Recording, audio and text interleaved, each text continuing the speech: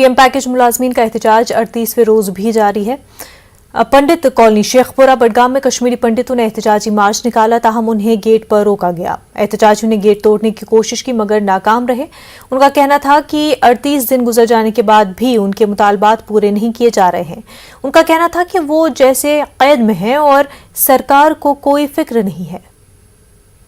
उनसे अनुरोध करते हैं कि प्लीज हमारे लिए कुछ सोचिए। संविधान में तो जीने का हक है, राइट टू लाइफ है। हम भी राइट टू लाइफ ही मांग रहे हैं आपसे और कुछ नहीं मांग रहे।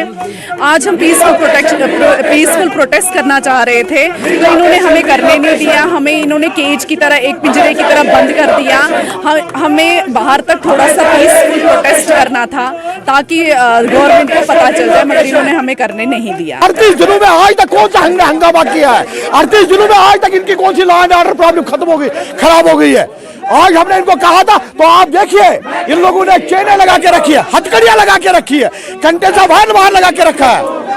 ये पुलिस डिपार्टमेंट से तो हमें अब खतरा होने लगा है। हमें तो इन्हीं से खतरा लग रहा है।